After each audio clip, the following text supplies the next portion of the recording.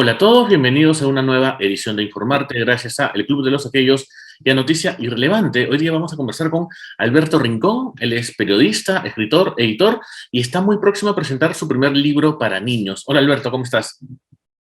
Daniel, hola, mucho gusto, muchas gracias por este momento, por esta entrevista, por esta conversación que seguro va a ser muy buena. No, gracias a ti por aceptar y darnos un poco de tu tiempo, que seguramente estás siempre con muchos proyectos. Cuéntanos cómo surge 10 tigres y un zorro, este libro que parece que está en un contexto además deportivo. Así es. Bueno, el libro en verdad empieza más o menos en abril de este año, Ujú. ya cuando nos planteamos en Crisol hacer una historia sobre un pequeño conflicto, ya sobre una pequeña historia dentro de la gran historia del fútbol, que es la historia de un migrante. Ujú. ¿No? Nosotros conocemos pues en la vida real el migrante que llegó pues al equipo a la selección peruana, ¿no? Claro. Y nosotros quisimos de alguna manera retratar para niños lo difícil, lo trascendente y de alguna manera los problemas pues alrededor de lo que significa la migración de una persona y la adaptación, la aceptación, etcétera, en una historia para niños, una historia contada para niños. Entonces, si te das cuenta, abril, es decir, nosotros no estábamos pensando en lo que iba a ocurrir luego con el Ah, equipo. claro, Nuestra claro. historia está centrada en eso es lo importante. Ujú. Entonces, nosotros en esa época empezamos a discutir un poco sobre los temas que íbamos a tocar en el libro, y luego esto se convirtió en un pequeño guión. Tú sabes cómo empiezan estos libros, Ujú. ¿no? Es una pequeña resumida donde decimos, así empieza, aquí hay estos personajes, quisiéramos que termine de esta forma. Yo como editor busqué algunos autores que pudieran avanzar con eso, algunos ilustradores, algunos decían que sí, otros decían que no, otros decían que a fin de año, otros decían que no sabían mucho de fútbol, etcétera, ¿no? Tú conoces lo que es empezar a buscar Claro. elementos para empezar a hacer un libro.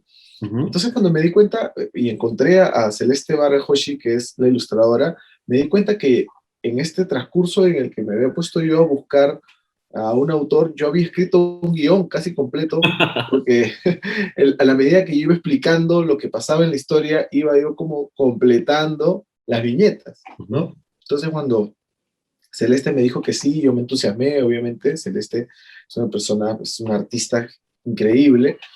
Entonces, hablando con Crisol, bueno, les dije al final, miren, creo que la mejor forma es que lo resuelva yo, que lo escriba yo.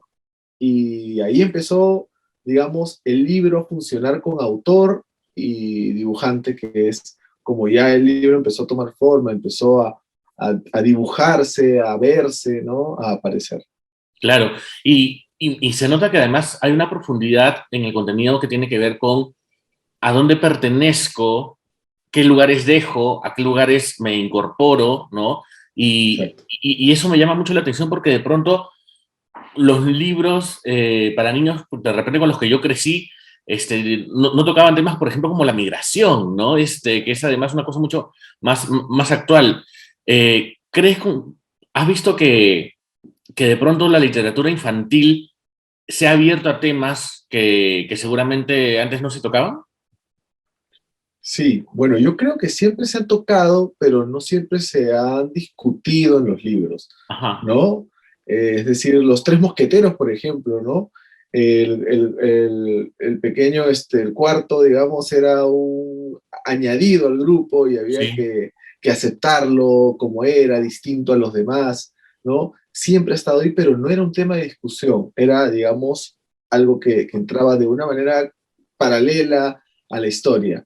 Ahora la historia tiene que ver con eso, ¿no? Digamos que Ujú. el centro de las historias para niños ya se plantea como estos problemas, ¿no? Y cómo se tiene que resolver, y cómo se tiene que aceptar, y cuáles son las disquisiciones que ocurren incluso entre niños, ¿no? Hoy día lo vemos en las escuelas donde hay niños, pues, obviamente extranjeros, ¿no? Que tienen que hablar en su lengua, que tienen que aprender las nuevas formas que hay aquí, que ellos no conocen, y eso es difícil para el que recibe como para el que llega. Ujú. No es un problema solamente del migrante, sino es un problema también de quien tiene que adaptarlos y no sabe cómo, ¿no? Entonces, para eso sirven los libros, ¿no? Los libros nos abren el mundo, nos abren a nuevos lenguajes, a nuevas formas de aceptar la vida y lo que ocurre. Y creo que siempre han habido estos temas, ¿ah? Pero no han sido, digamos, el centro del tema. El centro del tema antes eran las aventuras, Claro. ¿no? Era salvar a la princesa, ¿no? Pero si tú te das cuenta, estos personajes que están alrededor eran migrantes, eran distintos, ¿no? Eran pequeños, eran más lentos o eran y creo que por eso no nos centramos en eso cuando éramos niños y leíamos, sino veíamos más la aventura, ¿no? Ujú. Decíamos leyendo más ¿no? La épica, que era lo que nos gustaba. Qué interesante porque entonces de repente estamos viendo una migración, es una palabra que se repite, un cambio, una evolución hacia tal vez ya no tanto la aventura, en todo caso la aventura es solamente el marco para contar una historia mucho más interior, ¿no? Profunda, cercana tal vez. Sí, probablemente sí, utilizamos los marcos que hoy día tenemos para, para ver cómo podemos trascender estos problemas, Qué ¿no? interesante. Aquí, obviamente, la historia, digamos que es una historia de un equipo de tigres, ¿no? Un tigres ya no puede jugar, se lesiona, entonces el entrenador va a buscar a un pequeño zorro Ujú. lejos de donde están, ¿no? Ahí hay un primer problema, digamos, que es que hay que ir a buscarlo a otro lugar. Entonces el zorro pertenece a otro espacio, otro ambiente, incluso en los mismos dibujos tú ves, hay montañas, hay nieve, otros tipos de casas, ¿no? Y le dice, te necesitamos, queremos que juegues aquí. Y el problema del zorro, el problema del pequeño zorro no es tanto si jugar o no jugar, sino es si me van a aceptar donde voy a llegar, si no soy muy distinto para jugar con ellos, Ujú. ¿no? A pesar de que en el fútbol, cuando entras a jugar fútbol, pues no interesa al final, ¿no? De dónde vienes ni nada, pero Claro. son problemas que pasan por la gente siempre, ¿no? El nuevo, el que se adapta. Entonces, ahí hay una discusión que está en el nudo de la historia con su mamá. Su mamá es la que le revela una pequeña historia de ella cuando era niña, que también viajó, que también jugó al fútbol, que también fue una emigrante, y él descubre o entiende que en los espacios donde se desenvuelve el ser humano no interesa de dónde vienes, realmente, ¿no? No eres en verdad de tal o cual país o cantas de esta forma o hablas de esta manera, o no, simplemente ahí está tu talento, ahí está tu cariño por lo que haces, que es lo que empareja la cancha, digamos, ¿no? Entonces el zorrito toma esta decisión y hace el viaje, que es, creo, la parte emocionante de la historia para encontrarse con este equipo, ¿no? Lo que me encanta de esa idea y ese planteamiento es la universalidad, ¿no? Que se puede aplicar en cualquier aspecto de la vida. O sea, puede suceder en un equipo de fútbol, como podría suceder en un colegio, como podría suceder en Claro, un trabajo, como podría suceder en un equipo de baile, ¿no? Un así elenco de es. baile. Entonces, un niño seguramente va a interiorizar ese mensaje y lo va a aplicar a lo que él esté desarrollando. O sea, tal vez él no pertenece a un equipo de fútbol, y, pero sí pueda estar de repente en un elenco de danza, de baile, de teatro o de cualquier cosa de la vida, y va a tener ese mensaje consigo mismo. Claro, claro, de eso se trata. El marco del fútbol tiene que ver ahora con un contexto, ¿no?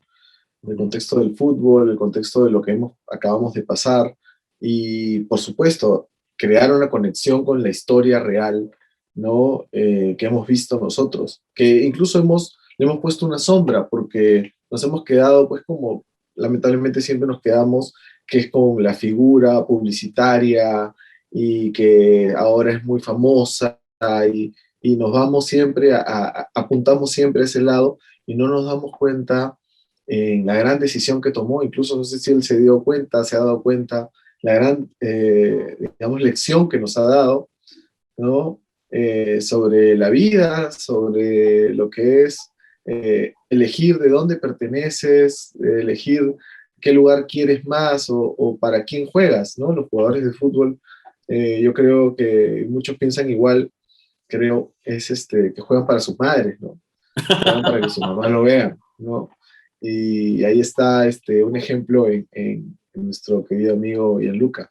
Claro, porque además tiene una historia previa, ¿no? Que es que al principio no está muy seguro, ¿no? Exacto, Pero cuando está seguro, está convencido.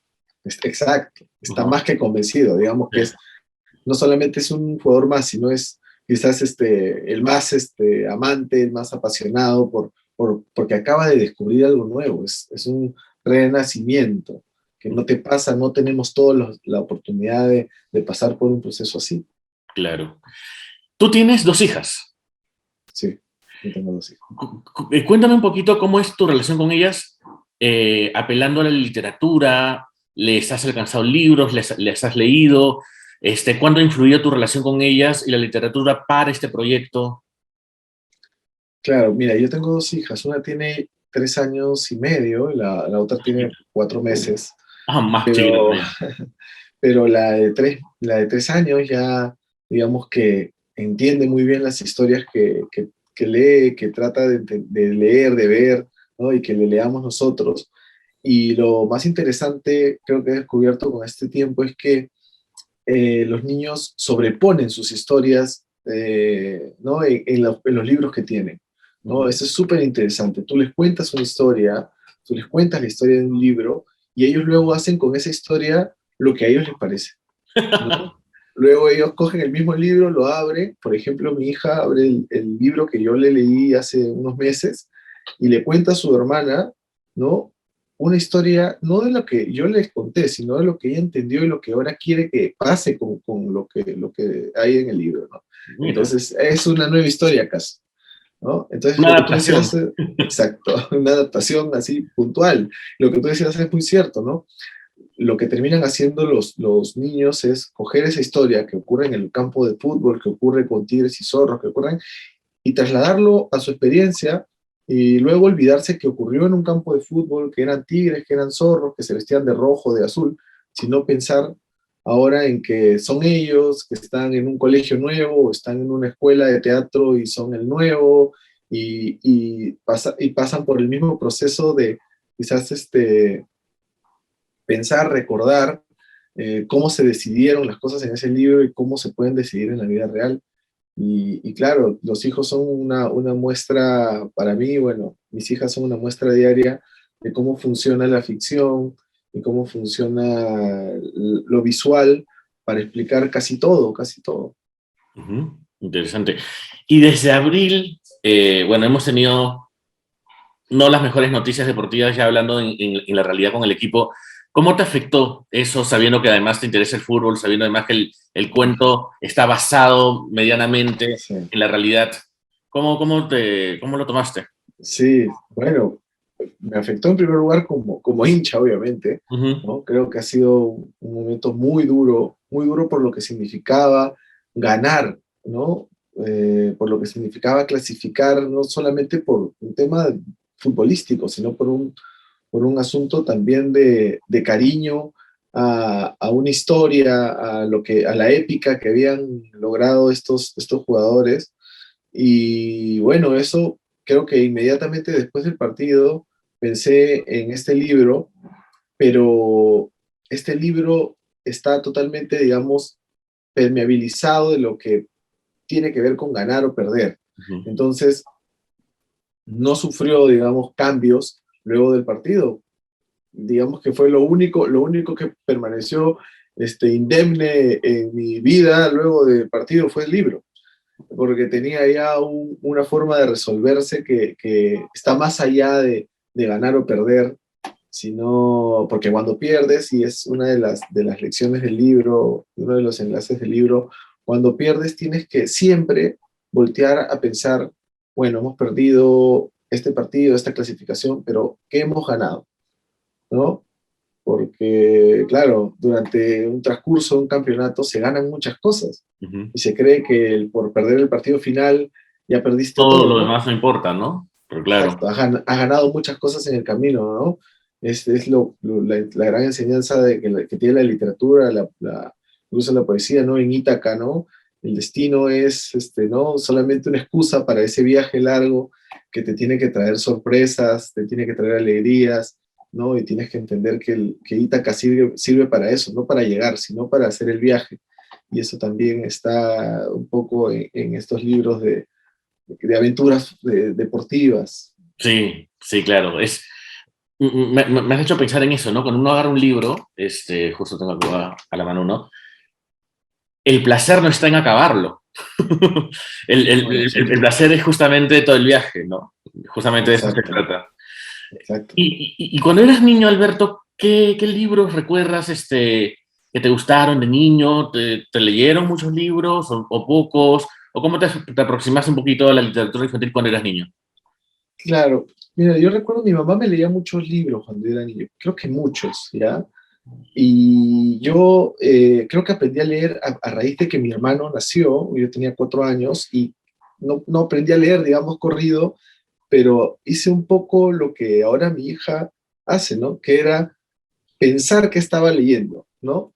Entonces, sí recuerdo que ya lo que me había leído mi mamá, yo tenía que un poco sobreponer los diálogos, los desenlaces y aprender a memorizar un poco lo que había ocurrido. Y claro, como siempre, yo era, bueno, un poco travieso y tal.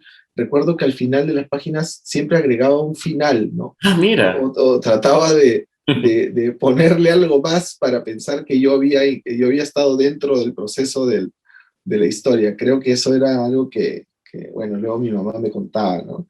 Que era súper simpático. Y mi acercamiento con el libro fue el acercamiento de, creo, muchos de nosotros. Fue primero un acercamiento, digamos, oral, ¿no? Tu mamá te lee, ¿no?